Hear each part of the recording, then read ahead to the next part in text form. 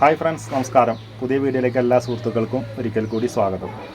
ഇന്ന് നമുക്ക് ഒരു സർവീസിങ്ങോ അല്ല വർക്കോ കാര്യങ്ങളോ അല്ല, നമുക്ക് വന്ന വർക്കിൽ കുറച്ച് റിട്ടേൺ ചെയ്തിട്ടുള്ള വർക്കുകളാണ്. ആക്ച്വലി ഞാൻ അതിൻ്റെയൊക്കെ വീഡിയോസ് എടുത്തിട്ടുണ്ടായിരുന്നു, പക്ഷേ നമുക്കിത് സക്സസ് അല്ലാത്തത് കാരണമാണ് ഇത് അപ്ലോഡ് ചെയ്യാൻ പറ്റാത്തത്.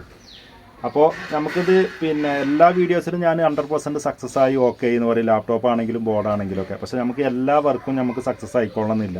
അപ്പോൾ അതിൽ വന്ന കുറച്ച് ബോർഡുകളും ലാപ്ടോപ്പുകളാണ്. അതായത് ഇതിൻ്റെയൊക്കെ പ്രോബ്ലങ്ങൾ എന്താണ്, ഇതൊക്കെ എന്താ റിട്ടേൺ ചെയ്യാൻ കാരണം, ഇതുപോലുള്ള പ്രോബ്ലങ്ങൾ നിങ്ങളുടെ ലാപ്ടോപ്പിനോ അല്ലെങ്കിൽ മദർ ബോർഡിനോ വന്നു കഴിഞ്ഞാൽ അത് ശരിയാക്കണോ ശരിയാക്കണ്ടേ അതിനെ കുറിച്ചിട്ടുള്ള ഒരു ചെറിയൊരു വീഡിയോ ആണ്.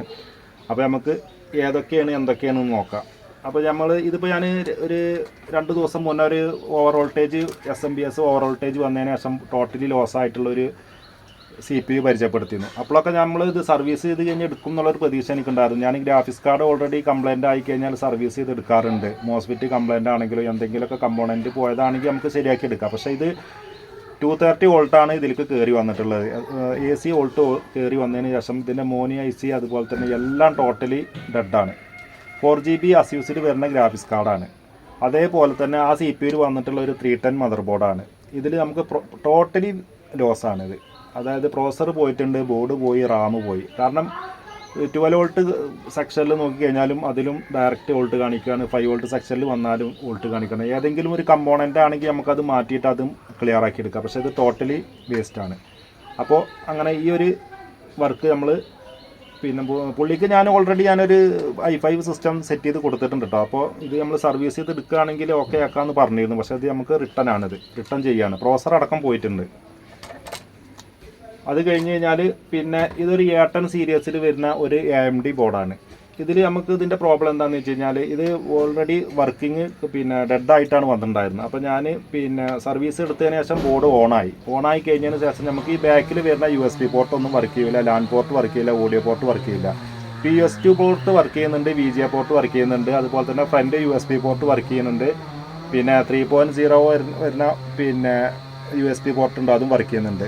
അപ്പോൾ ഫ്രണ്ട് നമുക്ക് വേണമെങ്കിൽ 2 USB പോർട്ടായിട്ട് അങ്ങനെ യൂസ് ചെയ്യുക. ബാക്ക് നമുക്ക് കീബോർഡും മൗസ് PS2 കൊടുക്കാം.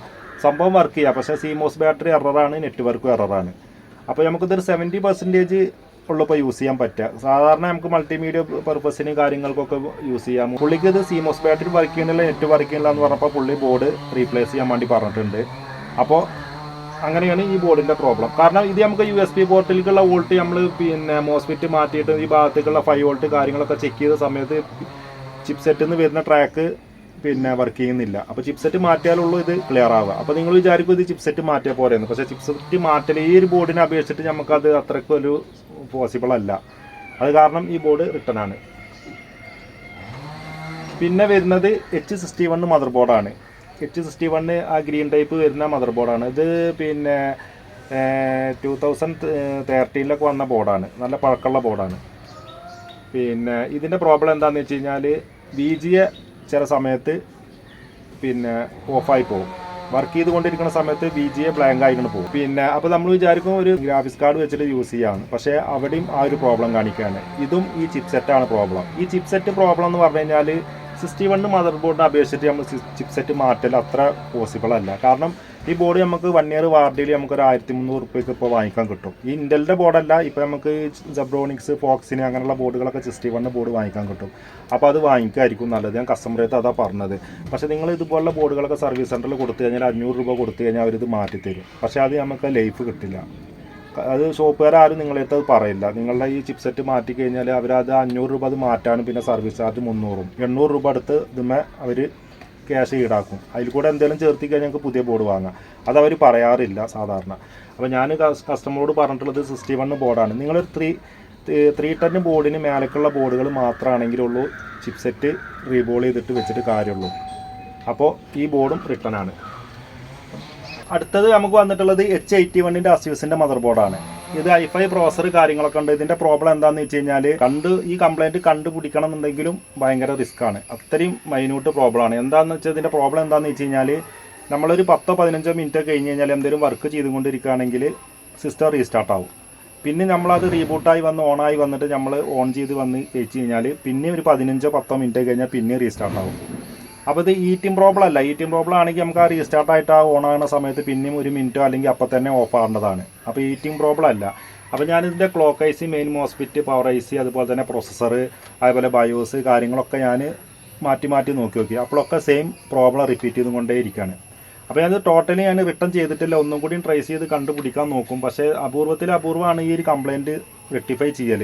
ഇൻ കേസ് ഇതിൻ്റെ ചിപ്സെറ്റാണ് പ്രോബ്ലം വെച്ചെങ്കിൽ ഇത് മാറ്റാതിരിക്കാവും നല്ലത്. ഞാൻ H61ൻ്റെ കാര്യം പറഞ്ഞ പോലെ തന്നെ നമുക്കത് മാറ്റണം എന്നുണ്ടെങ്കിൽ 500 രൂപ ഇതിന് മാത്രമായിട്ട് ചാർജ് വരും. പിന്നെ സർവീസ് ചാർജ് 300, 350, ഒരു 850, 900 രൂപയുടെ അടുത്ത് നമുക്ക് ചിലവ് വരും. അതിൽ കൂടെ നമുക്ക് എന്തെങ്കിലും കുറച്ച് പൈസ കൂട്ടിക്കഴിഞ്ഞാൽ പുതിയ ബോർഡ് വാങ്ങാം. കാരണം ഓൾറെഡി ഇതിൽ i5 പ്രോസറും കാര്യങ്ങളൊക്കെ ഉണ്ട്. അപ്പോൾ ഞാൻ കസ്റ്റമറോട് പറഞ്ഞിട്ടുണ്ട് പിന്നെ ശരിയാവാൻ ബുദ്ധിമുട്ടാണെന്ന്. പക്ഷേ ഞാൻ ഒന്നും കൂടി ട്രേസ് ചെയ്ത് നോക്കി നോക്കും. ഇല്ലെങ്കിൽ ഇതും റിട്ടേൺ ആണ്. ഇതിൻ്റെയൊക്കെ ഞാൻ വീഡിയോസുകളൊക്കെ ചെയ്തിരുന്ന കേട്ടോ, നമ്മൾ വർക്ക് ചെയ്യുന്ന സമയത്ത് നമ്മൾ പ്രോബ്ലം കണ്ടുപിടിക്കാൻ. പക്ഷേ അതൊന്നും സക്സസ് ആകാത്തത് കാരണമാണ് ഞാൻ ആ വീഡിയോസുകളൊന്നും അപ്ലോഡ് ചെയ്യാത്തത്. അപ്പോൾ നമുക്ക് ഈ 4-5 വർക്കുകൾ മാത്രം ഇതിൻ്റെ പ്രോബ്ലങ്ങൾ തീർന്നിട്ട് ഒരു വീഡിയോ ചെയ്യാമെന്ന് ഉദ്ദേശിച്ചുകൊണ്ടാണ് അങ്ങനെ ചെയ്യുന്നത്. അപ്പോൾ അടുത്തതൊരു ലാപ്ടോപ്പാണ്. ഇത് ലെനോവയുടെ 3rd ജനറേഷൻ ലാപ്ടോപ്പാണ്. പിന്നെ ഇതെന്താ പ്രോബ്ലം എന്ന് വെച്ച് കഴിഞ്ഞാൽ വാട്ടർ ഡാമേജ് ആണ്. വാട്ടർ ഡാമേജ് വന്നിട്ട് നമുക്ക് SMD ട്രാക്ക്, SMD IC-കൾ, അതുപോലെ തന്നെ പ്രോസസ്സർ ഭാഗം എല്ലാം ടോട്ടലി ലോസാണ്. അപ്പോൾ ഇത് പ്രോബ്ലം തീർക്കണമെന്നുണ്ടെങ്കിൽ എന്തായാലും നമുക്ക് മദർ ബോർഡ് റീപ്ലേസ് ചെയ്യണം. അപ്പോൾ ഇത് 3rd ജനറേഷനാണ്. അപ്പോൾ മദർ ബോർഡ് നമ്മൾ റീപ്ലേസ് ചെയ്യൽ അത്ര പോസിബിൾ അല്ല. കാരണം ആ മദർ ബോർഡ് വാങ്ങുന്ന കാശിന് നമുക്ക് യൂസ്ഡ് ലാപ്ടോപ്പ് വാങ്ങിക്കാം. അപ്പോൾ ഇതും നിങ്ങൾ പിന്നെ ഷോപ്പിലൊക്കെ കൊടുത്തു കഴിഞ്ഞാൽ അവർ നിങ്ങളെ കൊണ്ട് മദർ ബോർഡ് വാങ്ങിക്കും. അപ്പോൾ നിങ്ങൾക്കത് അതിൻ്റെ പിന്നെ കോസ്റ്റ്, യൂസ്ഡിൻ്റെ കോസ്റ്റും കാര്യങ്ങളൊന്നും അറിയില്ല. സാധാരണക്കാരും അന്ന് മദർ ബോർഡ് മാറ്റി നമുക്ക് ലാപ്ടോപ്പ് ശരിയാവും എന്നുള്ളൊരു പ്രതീക്ഷയാവും. കാരണം ഈ 3rd ജനറേഷൻ ലാപ്ടോപ്പ് നിങ്ങൾ പിന്നെ ഇത് ശരിയാക്കി എടുക്കണമെങ്കിൽ മദർ ബോർഡ് മാറ്റി വരുമ്പോഴത്തേന് ഒരു 3.5-4 രൂപ വരും. കാരണം 3.5-4 രൂപയ്ക്ക് ഞാൻ തന്നെ ഈ ഇതുപോലത്തെ ലാപ്ടോപ്പുകൾ യൂസർ കൊടുക്കുന്നുണ്ട്. അപ്പോൾ ഇതുപോലുള്ള പിന്നെ ഒരു 6th ജനറേഷൻ്റെ മേലക്കുള്ള ലാപ്ടോപ്പുകൾ മാത്രമാണെങ്കിലും നിങ്ങൾ മദർ ബോർഡ് മാറ്റിയിട്ട് കാര്യമുള്ളത്. അതിൻ്റെ ചോടക്കുള്ളതാണെങ്കിൽ 4th 5th ഒക്കെ ആണെങ്കിൽ, 6th ആണെങ്കിലും മാറ്റിയത് എന്നാണ് എൻ്റെ ഒരു അഭിപ്രായം. അതിൻ്റെ മേലക്കുള്ളതാണെങ്കിൽ ഒരു 8th മേലക്കുള്ളതൊക്കെ ആണെങ്കിലുള്ളൂ മാറ്റിയിട്ട് കാര്യം. അപ്പോൾ ഇത് നമ്മൾ റിട്ടേൺ ആണ്. അടുത്തത് ഒരു ഡെല്ല് ലാപ്ടോപ്പാണ്. i5 ഫസ്റ്റ് ജനറേഷൻ പ്രോസറാണ് വരുന്നത്. 8GB റാം കാര്യങ്ങളൊക്കെ ഉണ്ട്. ഇത് പിന്നെ കസ്റ്റമർ വേറൊരു ഷോപ്പിൽ കൊടുത്തപ്പോൾ അവർ അതിൻ്റെ റാമൊക്കെ മാറ്റി. ഇതിൽ ഓൾറെഡി 4GB റാം ഉണ്ടായിരുന്നത്. അപ്പോൾ റാമിൻ്റെ പ്രോബ്ലമാണെന്ന് പറഞ്ഞിട്ട് അവരെ കൊണ്ട് 8GB റാമൊക്കെ വാങ്ങിച്ചു. പിന്നെയും ഈ പ്രോബ്ലം വന്നപ്പോൾ അവർ ആ റാം തിരിച്ചെടുക്കുകയും ചെയ്തില്ല, ഈ സാധനം ശരിയാക്കി കൊടുക്കുകയും ചെയ്തില്ല. അങ്ങനെയാണ് പുള്ളി എൻ്റെ അടുത്ത് വന്നത്. ഇതിൻ്റെ പ്രോബ്ലം എന്താണെന്ന് വെച്ച് കഴിഞ്ഞാൽ ഓണായി വരുന്ന സമയത്ത് ബ്ലൂ സ്ക്രീനായിട്ട് ഓഫ് ആവും. അപ്പോൾ സ്വാഭാവികമായിട്ടും ആളുകൾ റാമാവും കംപ്ലയിൻ്റ് എന്ന് വിചാരിക്കും. ആ ഷോപ്പിലുള്ള പുള്ളി റാം പുതിയ ബോക്സ് പൊട്ടിച്ചിട്ട് നോക്കിയപ്പോഴും ഈ കംപ്ലയിൻ്റ് വന്നു. പിന്നെ പുള്ളി റാം തിരിച്ചെടുത്തില്ല എന്നാണ് പറഞ്ഞത്. അപ്പോൾ ഇതിന് പ്രോബ്ലം എന്താണെന്ന് വെച്ച് കഴിഞ്ഞാൽ ഇത് NVIDIA ഗ്രാഫിക്സ് വരുന്നതാണ്. NVIDIA ഗ്രാഫിക്സ് വരുന്ന i5 ഫസ്റ്റ് ജനറേഷൻ ലാപ്ടോപ്പാണ്. ഇത് നമ്മൾ വിൻഡോസ് ചെയ്യുന്ന സമയത്ത് പിന്നെ ഓണായി വരുന്ന സമയത്ത് പ്രോബ്ലമോ കാര്യങ്ങളൊന്നും വരില്ല. ഗ്രാഫിക്സിൻ്റെ ഡ്രൈവ് നമ്മൾ ചെയ്താൽ മാത്രമുള്ളൂ ഈ പ്രോബ്ലം കാണുക എന്ന് കരുതിയിട്ട് നമുക്കിത് യൂസ് ചെയ്യാനും പറ്റില്ല. കാരണം നമുക്കിത് മൾട്ടിമീഡിയ പർപ്പസിന് മാത്രമുള്ളൂ അപ്പോൾ യൂസ് ചെയ്യാൻ പറ്റുക. കാരണം നമുക്ക് റെസൊല്യൂഷനോ കാര്യങ്ങളോ എന്തെങ്കിലും വർക്കോ ഫോട്ടോഷോപ്പോ എന്ത് കാര്യത്തിനും നമുക്കിത് യൂസ് ചെയ്യാൻ പറ്റില്ല. അപ്പോൾ ഒരു 3rd ജനറേഷൻ്റെ മേലക്കുള്ളതാണെങ്കിൽ നമുക്ക് ഗ്രാഫിക്സ് കട്ട് ചെയ്തിട്ട് Intel HD ഗ്രാഫിക്സിലേക്ക് നമുക്ക് മാറ്റാം. പക്ഷേ ഈ ഒരു മോഡലിൽ നമുക്കത് ചെയ്യാൻ പറ്റില്ല. അപ്പോൾ ഇത് പിന്നെ ഗ്രാഫിക്സ് ചെയ്യാതെ നമുക്ക് വേണമെങ്കിൽ യൂസ് ചെയ്യാം. എന്താണെന്ന് വെച്ച് കഴിഞ്ഞാൽ കോപ്പിങ് കാര്യങ്ങൾ നമ്മൾ മൾട്ടിമീഡിയ പർപ്പസിന് മാത്രമുള്ളത് യൂസ് ചെയ്യാൻ പറ്റുക. പുള്ളി കോഡും അതുപോലെ തന്നെ ഓട്ടോ കാർഡ് കാര്യങ്ങളൊക്കെ ചെയ്തിരുന്നതാണ് എന്നാണ് പറഞ്ഞത്. അപ്പോൾ അതൊന്നും ചെയ്യാൻ പറ്റില്ല. കാരണം ഗ്രാഫിക്സ് ഡ്രൈവ് എടുത്തില്ല എന്നുണ്ടെങ്കിൽ അത് പ്രോബ്ലമാണ്. നേരെ മറിച്ച് ഒരു 3rd ജനറേഷൻ 4th ജനറേഷൻ്റെ മേലക്കുള്ളതാണെങ്കിൽ നമുക്ക് കട്ട് ചെയ്തതിന് ശേഷം Intel HD ഗ്രാഫിക്സിലേക്ക് മാറ്റിയെടുക്കാം. പക്ഷേ ഈ മദർ ബോർഡിൽ അത് ചെയ്യൽ പോസിബിൾ അല്ല. അപ്പോൾ ഇതും റിട്ടേൺ ആണ്. അടുത്തത് നമുക്ക് ഒരു ലെനോവയാണ്. ഇത് പിന്നെ i3 2nd ജനറേഷനാണ് പ്രോസർ വരുന്നത്. DDR3 4GB റാം 256ൻ്റെ SSD കാര്യങ്ങളൊക്കെ ഉണ്ട്. ഇതെന്താ പ്രോബ്ലം എന്ന് വെച്ച് കഴിഞ്ഞാൽ ചിപ്സെറ്റാണ് പ്രോബ്ലം. ബ്ലൂ സ്ക്രീനായിട്ട് ഓഫ് ആവും. അതായത് റാം ബാക്കിയുള്ള കാര്യങ്ങളൊക്കെ ചെക്ക് ചെയ്ത് നോക്കി. ഇതിൽ പിന്നെ ഗ്രാഫിക്സോ കാര്യങ്ങളൊന്നുമില്ല, Intel HD ഗ്രാഫിക്സാണ് വരുന്നത്. അപ്പോൾ ചിപ്സെറ്റാണ് കംപ്ലയിൻറ്റ്. ഇത് 2nd ജനറേഷനാണ്. അപ്പോൾ നമുക്ക് ഇതിൻ്റെ ചിപ്സെറ്റ് മാറ്റൽ അത്ര പോസിബിൾ അല്ല. ഇതും റിട്ടേൺ ആണ്. അപ്പോൾ നമുക്ക് പറഞ്ഞു വരാനുള്ളത് എന്താണെന്ന് വെച്ച് കഴിഞ്ഞാൽ നിങ്ങളുടെ ലാപ്ടോപ്പ് ആണെങ്കിലും മദർ ബോർഡ് ആണെങ്കിലും ഇതുപോലെ നിങ്ങൾ പിന്നെ ചിപ്സെറ്റ് മാറ്റുകയാണെങ്കിൽ H61, 81 അതുപോലെ തന്നെ 110 ബോർഡുകളൊക്കെ ആണെങ്കിൽ ഒരിക്കലും നിങ്ങൾ ചിപ്സെറ്റ് മാറ്റാൻ പറയരുത്, റീബോൾ ചെയ്യാൻ പറയരുത്. ആ കാശ് കൊണ്ട് നിങ്ങൾക്ക് അതിൽ കൂടെ പിന്നെ ഒരു 300 400 ചേർത്ത് കഴിഞ്ഞാൽ നിങ്ങൾക്ക് പുതിയ ബോർഡ് വാങ്ങിക്കാം. ഷോപ്പ് പേര് അത് നിങ്ങളോട് പറയില്ല, അപ്പോൾ അത് ശ്രദ്ധിക്കുക. അതുപോലെ തന്നെ ലാപ്ടോപ്പ് ആണെങ്കിൽ നിങ്ങളുടെ ഒരു 6th ജനറേഷൻ്റെ മേലേക്കുള്ള ലാപ്ടോപ്പ് ആണെങ്കിൽ മാത്രം നിങ്ങൾ സർവീസ് ചെയ്താൽ മതി. അതായത് കോമൺ ആയിട്ടുള്ള ചെറിയ ചെറിയ പ്രോബ്ലം അല്ലെ ഓഡിയോ IC കംപ്ലയിൻറ്റ്, അതുപോലെ തന്നെ പിന്നെ നെറ്റ് റാം പിന്നെ റീപ്ലേസ് ചെയ്യുക അങ്ങനെയുള്ള കംപ്ലയിൻ്റാണല്ല ഉദ്ദേശിച്ചത്. മദർ ബോർഡ് സംബന്ധമായിട്ടുള്ള കംപ്ലയിൻറ്റ് വരികയാണെങ്കിൽ നിങ്ങൾ ഒരിക്കലും അത് സർവീസ് ചെയ്യാൻ നിൽക്കരുത്. കാരണം 6th ജനറേഷൻ്റെ മേലേക്കുള്ളതാണെങ്കിൽ മാത്രം ചെയ്താൽ മതി, അതിൻ്റെ താഴേക്കുള്ള ലാപ്ടോപ്പ് ആണെങ്കിൽ ചെയ്യരുത്.